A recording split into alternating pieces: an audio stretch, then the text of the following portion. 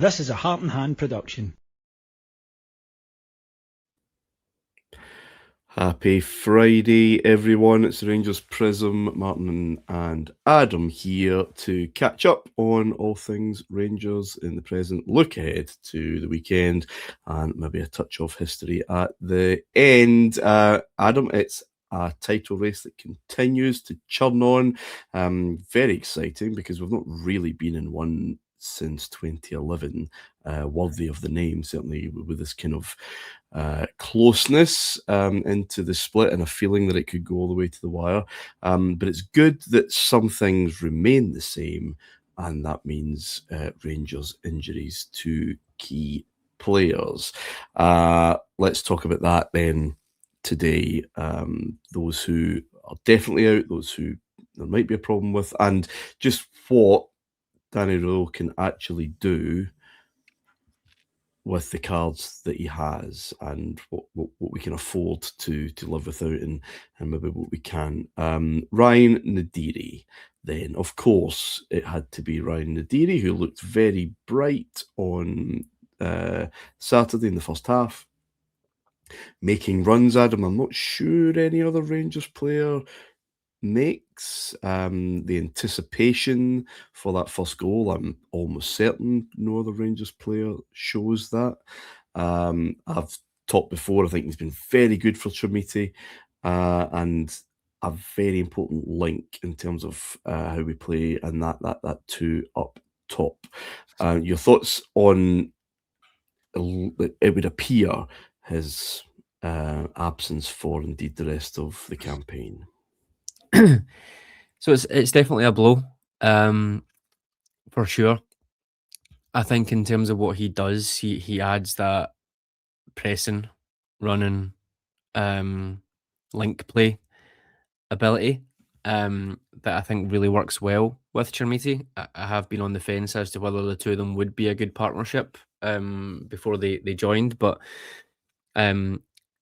it is a good partnership in some ways. I don't think it's still as a partnership doesn't give enough goals, but as always with these things, if you look at it in the wider spectrum of are we scoring enough goals as a team? Yes. And are they playing a part in that? Yes. Then I'm kind of a bit more relaxed about it while the goals are still ticking up as much as they are.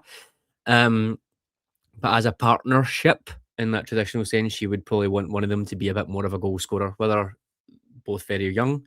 Whether that is something that can come, I absolutely don't doubt that for a second. But where we are just now, I think that's a fair summation. I think the worst thing we could do, personally, would be to move away from. I was going to say move away from two strikers, but I don't think that's really fair. For example, Aasgaard played at the weekend there, and most people would say that was a 4-2-3-1. It really depends how you play it. We say this all the time. I think Aasgaard and Naderi were a partnership, whether that is two number nines, whether it's a 9 and a 10, whether it's rotating. They were certainly playing as a partnership at times. So I think we need to speak about it in that way. You can't replace Naderi, I don't think, for those numbers that I mentioned there in terms of pressing and all that sort of stuff. Maybe you can. Really don't want to use a baseball terminology here, but replace it in the aggregate in terms of the Moneyball aspect of it. Aasgaard is probably the closest fit. He actually presses quite well. It's not as frenetic and as consistent and as good as Naderi is, but he does press quite well. I think his style, his haircut, his style sometimes maybe gives you a preconception of him, but he does press relatively well, just not enough. So I think a combination of Aasgaard and maybe Oliver Antman as one of the tens could really help raise that up a little bit. Antman does a lot of really, really good work off the ball. He is the player that has seen the least game time over the last 4 or 5 months in attack, obviously due to injuries. Potentially a little bit of the manager not fancying. I'm not sure. There have been times where he's fit that I've sort of scratched my head and wondered where he is. When he's on the pitch, he always delivers a good ball. Might just be one in a game, but he delivers a good ball. I think his work off the ball, like I said, is really good. So yeah, I think there's options there in terms of how we cater for that if press conference rumors are true, and potentially Scov Olsen or Mikey Moore may not make this weekend as well, then I would like to see Oliver Antman coming in there to just try and help that, because we've done so well with those sort of waves of attack that we spoke about last week with Chukwani. I think the temptation is to solve this issue by changing shape. We only have 2 strikers now technically, so we'd want to keep one of them on the bench and one starting, but I would really resist that. I think everything that we've done over the last few months, repeated attacking waves, the counter pressing, being able to pin on the last line, I think we have to stick with what we've done there and find the best fit that we can. Miovski is, of course, an option as well. I would, if that was happening, I would obviously like Miovski to be the focal point of the two and have Chermiti maybe dropping deep and doing that sort of connecting play. Quite a lot of people have been calling for that. Anyway, to sort of switch that round. So that may be something that we go with as well. So there's a few options. It is very annoying that it's happened at this period, particularly because we were sort of getting into a groove with those relationships. Having to tweak it again is not ideal, but there's definitely a few options I think that we could look at. So are we bad? Let's look at the Aasgaard thing, for example, who did play that role in the second half on Saturday, right? Not like Naderi, because I would agree with you, no one seems to be able to do what he does. But are we bad as fans for saying, well, that's what Aasgaard does, that's the type of player he is, he can't do that, therefore he's not doing that in any way, he must be playing that, therefore it is a 4-2-3-1? I think so, yeah. There's so many factors, and players make roles different. To go back into history, we spoke a lot about Gerrard's 4-3-3 before, and the right winger could be Daniel Candeias, Kamar Roof, Joe Aribo, or someone really obvious that I'm missing there. Can't remember who it is. Anyway, we spoke Hadji it was. We spoke a lot about how that's still a 4-3-3. If you've got a winger out there, if you've got a forward out there, if you've got attacking midfielders out there, I think the base shape in terms of what you want to do should always be consistent. Whether that's Telo Aasgaard playing as the one off a striker, whether it's maybe more of an interchanging Chermiti Naderi, Chermiti Miovski thing. I think we can be quite bad for that, just looking at the names on a lineup and assuming that this is the shape they're going to make. We know the way modern football is just now, that in possession, out of possession are different shapes anyway. And even when certain teams attack, for example, the Romans and Magoma thing, that changes the shape of the left-hand side when we attack. There are probably aspects of that you could say we go into a back three more often when Romans is playing, because he's more of an attacking threat than we do when Magoma's playing, but it doesn't necessarily mean we're not playing a back four. There were hints around, well, I mean, we talked last week, Adam, about the manager's coyness in pressers now when talking about injuries after being bitten with the Motherwell declaration, effectively. And I think his language has changed a lot, and now it's kind of wait until the cameras have stopped rolling. So, oh, by the way, there are problems with these two players as well. I think he'd kind of hinted that there might be problems with Moore Yes, before Saturday, and given Moore's performance, one might assume that those concerns were valid, because he was very quiet. I guess the thing with Moore is you're always liable to get something, and therefore manager seems to kind of stick with it. It's such a dangerous balance to try and strike. It must be so difficult for managers, especially with fans just crying out for the best players to start. If you know they're not physically ready, and it could be counterproductive, right? You could damage it, and someone's out for the long term because you've risked them in that game. But that's why they're paid, I guess. But after finding a rhythm, and it has been progressing over the last how many months. Again, go back to this Kerplunk analogy. It takes one player to not be there at all, or be there in mind, if not in spirit, or in body, if not in spirit, for that just to suddenly not look quite as good. Yeah, I think we need to understand what press conferences are for as well. I think sometimes we always just assume they are for fans to give updates on it. Now that should be their primary function, but from a manager's point of view, he's probably going to be reluctant to come out and say, this player is injured, and here you go, opposition manager, just 48 hours before the game, you're going to have 2 more training sessions. But by the way, none of these players are fit, and it basically limits the options that we've got. So I think there needs to be, from the manager, I don't mind them withholding certain amounts of information there, as annoying as it might be. I didn't even mind the Motherwell one that seems to have started this, where he probably did withhold some information, and then the lineup came out and it was a big shock. Again, I have to come back to my old point. Nobody would have cared if we won that game. So it's all based on did we win the game? Therefore, the manager is doing this. I don't like that. So yeah, I can certainly see both sides of it. Personally, I take press conferences as they are. I'm not never really get too up or down if someone just misses a game because they're going to come back next time. The ones I don't like are, it's just a small thing and it ends up being 2-3 months. Naderi maybe falls into that category where I felt the manager was a little bit positive after the game, or he was positive after the game potentially last week, and now it looks like it might be a bit bigger. But again, those things can happen. They haven't had a scan. Really? That's that. I mean, it was pre-scan. That's interesting because I was in on Saturday, and I felt he was a bit downbeat actually, Right, okay. and I was like, oh, okay, that no one knew because no one knew he hadn't had anything by that point. It was far too soon, but I certainly took it that he wasn't brushing that away, and I do remember thinking I just read that maybe you said the verbatim.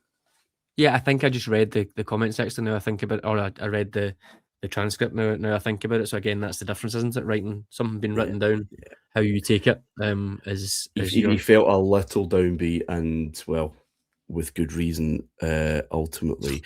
Another one of those, he's put a question mark over for Sundays, obviously, Scovolson.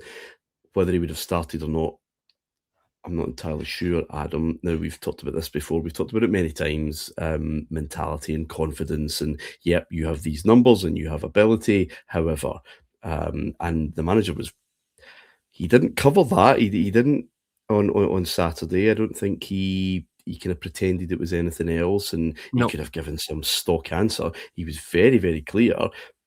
He's struggling. Now, that's my job to try and get that out of him, but he's not brave enough. And ultimately, this is something we come back to time and again with our recruitment. Players will show up and they'll show that they're able to do this for a certain team at a certain level.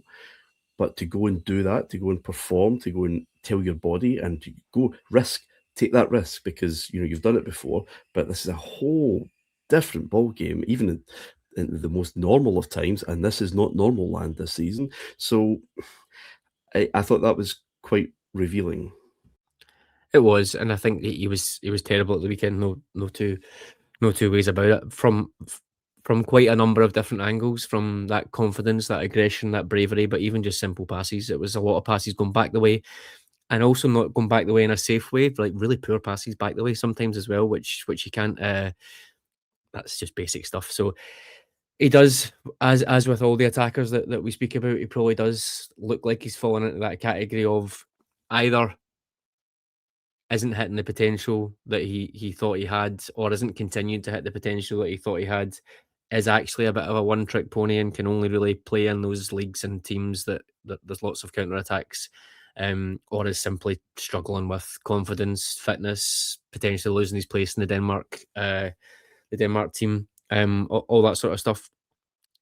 Whatever it is 100% affecting him. I don't necessarily think it is a talent thing. He has shown that he is a talented player, but as you've just said, and as we say all the time, that is a significant part of playing for Rangers, but maybe not the whole picture.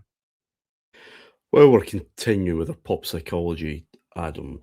Taylor Aasgaard was the other player in on Saturday, and he was also quite open about how dejected he was being left out of the latest Norway squad. Now, this is the worst time to be left out in an international squad, right? Just on the cusp of a World Cup, you desperately want to be in that reckoning. I wonder, and I don't care if he uses this as fuel, but I wonder if that might get him going a little bit more than he maybe previously had been, because there is this thing, and Rangers are bad for it, painting players as coasters, and this kind of relaxed attitude. We despise that. Poor Mikhailichenko.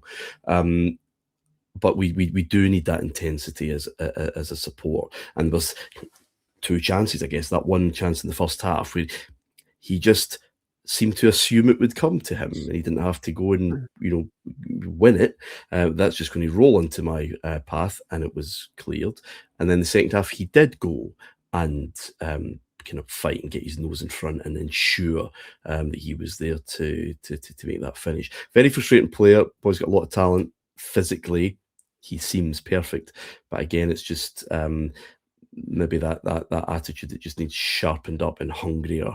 And if the carrot of a league title wasn't enough, then don't dismiss how big a deal this is for players, especially of countries like Norway, to you're not always there. And here's a big chance. I do wonder if we'll see a big reaction, Lafferty-esque, one might suggest. Yeah, and in Aasgaard, again, I hate going on about this all the time, but the commentary post-match really fascinates me, because he did, that was a shocking mistake in the first half to wait for that ball to come. But he rectified it in the second half and did something similar. But post-match, you mentioned that, but he missed that one in the first half, and you're like, right, okay, but we can't. We have to praise and criticise in equal measures for similar things. It's not. And he opened the game up, right? It was a game that was looking a bit turgid. Yeah. So he's got more evidence, I think, probably good and bad. He does have more evidence than Skov Olsen, but I don't know if you can really question his desire. I think maybe not within the games. I think he definitely could do a bit more at times. He could move the ball a bit quicker for one, but he is coming back. I mean, he's had quite a few knocks this season. You have to be fair. He is coming back for more. He is contributing. You can't say that he's not. He's getting a decent amount of chances, and he's doing okay. Doing okay with them. Like I said, his winning the ball back is pretty good. Not quite as often as some of the other players, but he is doing relatively well with it. He wins a lot of fouls, and I think his passing ability isn't great sometimes, both in terms of actually just passing it, also going a bit quicker. I'd like to see him get more touches in the box, more opportunities in the box in that way. Certainly if he's going to be playing up there more often. But yeah, I think for this weekend, I think I would probably go with Aasgaard and Chermiti, if I'm being honest, because Falkirk like to play. We don't really know what we're going to get with Falkirk, because they are now secure. They've got a semi-final coming up next weekend. If that was me, I'd have both eyes on that and potentially looking to minimise the impact in this game. But it's not always as simple as that. You might have people that come into the team wanting to bust a gut to be in the semi-final team. All those sort of factors as well. So I think I'd probably go with those two. With all that in mind, I have been a fan of Miovski when he's come on in the last two games. I think he showed some really good desire, application to really good finishes. Well, first one offside, and the second one does get a deflection, but he takes it really early, that second one, which I really like. But I do think that off the bench piece would be something I'd like to see, maybe again for Miovski. And like I said at the start of the show, whoever those two are, we need to have the wide players, the number 10s, whatever you want to call them, contributing more. Obviously, if Moore and Skov Olsen are both out, then I think it becomes relatively straightforward. It would be Antman and Gassama for me. If not, I would again like to see Gassama coming off the bench, because I thought he was outstanding at the He's weekend. best for a while, for sure. Even on the right as well. Yeah. It goes to show that limitation can be a limitation, but if the player refuses to make it a limitation and goes hell for leather on that side, then I think we can still see something good. So there's positives and negatives from last week, and then with the injuries, I do still think we have enough of a attacking structure set up to really go and continue with the two strikers, and I hope we do that. I would agree. As it happens, Gassama looking good on the right for a change. What relationship does that have with Sterling in the second half anyway, being far more willing to be aggressive and be positive, get to the byline? Gassama then, I think, felt a bit more comfortable coming inside. I'm not sure that has always been there this season down the right-hand side, and therefore he's the one that's been forced out to the right. Or is that just lazy correlation? No, it's correlation is true. I think it's relationships. Sterling and Gassama shouldn't really work for me. I don't think, because they want to take up the same spaces like you mentioned. But Sterling was great at the weekend, getting into the final third and contributing. He's never going to have the crossing ability of a Tavernier. He's probably never going to have the overall threat of a Tour Romans, but that desire, similar to Gassama, I think both of them showed great desire to contribute on that right hand side. And again, we never speak about these moments in these moments, but coming back out after half time, 2-1 up, an okay first half, pegged back, and coming out and playing that first 15-20 minutes at 2-1. Certainly, when we went to 3-1, there was some really good stuff in there. I think that's a tick in the box for me in terms of how they come out and how they respond to setbacks. And I thought Sterling and Gassama were probably the best two at that, really, for that opening 15-20 minutes. Before we wrap up on injuries, Adam, the better news is that Tour Romans appears to have responded quite well to the treatment he's received, and it looks like the start of the split is certainly on the radar. I think there was some suggestion it could be the second week or even the third. So that is good. He does appear to be quite robust. And it's one of those kind of conversations. Jayden Magoma is fine, and you would have no issue with him being at left back, but he does not offer what Romans offers, and therefore there is this big drop off in that X factor, that kind of special thing. And that is it's no shade on Magoma's game, who is an absolutely fine, and I think has been fine at left back in a defensive sense all season. But it's undeniable that Romans has just given us a spark, a lift, something a bit extra. And I think even if you just boil it down to base, which I don't really like, Tour Romans is one of the best fullbacks in the league in the air, and Jayden Magoma is one of the worst. Nobody would really be surprised at that when you look at the stature of the two of them, so it's not really a groundbreaking thing, but those are the facts. Dundee United targeted that left-hand side of our defence, particularly in the first half. I said this on the flagship, I wasn't a big fan of Suter, Giga, Magoma being the sort of other three, but I was happy that Sterling played, because I think he offers that bit more security off the ball. He's got a bit more engine than Tavernier, certainly this season, and can get back and help. But putting Giga out of position, I thought he got left isolated a few times with Magoma, because Magoma dived into his tackle and Giga was then one-on-one, or he lost the first ball, Magoma, because he was getting targeted, and that left Giga one-on-one with his attacker. So yeah, all of these little things I think contribute, and the thing that, again, I said on the flagship, when Romans and Fernandez play, on the whole, we're never really talking about that he got targeted, or we need to cover for him because he's there. It just calms all of those sort of micro panics and micro concerns down. So I think that will naturally make us look a little bit more stable as well. For me, Romans being back earlier is better news than if it was Naderi, for example, because I do think there's a lot more options up there that we can try and cover, even if we can't complete it, even if we can't cover for it completely. But Romans, for me, I think has been key. I wouldn't have liked that to go to the second or third game of the split, because there's then, as he been rushed back, he's right into Hearts and Celtic games, and it's just a bit stressful. So if he's able to be back in full training next week with a view to playing in the first game after the split, then great, because I agree with you. I think Magoma is fine. He's okay, but he's not to Romans at this stage. He is not. I mean, we're so used to bemoaning injuries, Adam. It just feels like a kind of default response. I'm not sure this season really has been that bad for it, to be honest. And if we're being balanced, Celtic and Hearts have not had the problems to seek in terms of long-term key players being out. It's something that we were just so used to hearing. We know what we're dealing with, Adam, then, in terms of fixtures. The split is obviously out there now. Confidence levels are going to change and fluctuate, I dare say, with everybody involved in this title race over the next few weeks. I guess my position is that no fan of Rangers, Celtic or Hearts has reason to be confident they're going to win it, but also there's no reason for any of them to feel out of it. This is a bizarro season.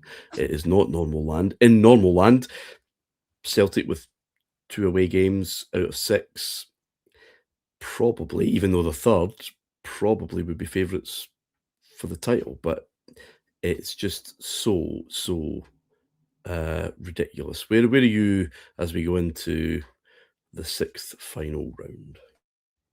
I'm really enjoying this season because, as you've said before on here, all of the preconceived narratives just don't apply. So I'm like I just say that might have been true, but it's not necessarily going to be true. And this one, so it is a bit of a fresh slate. I don't have those things weighing down my head because someone was saying, "Oh, Celtic have got 3 games at home. That's really worrying." Celtic are 4th in the form table for games at home this year, so it isn't actually worrying if you go by the trends. Not a happy home life.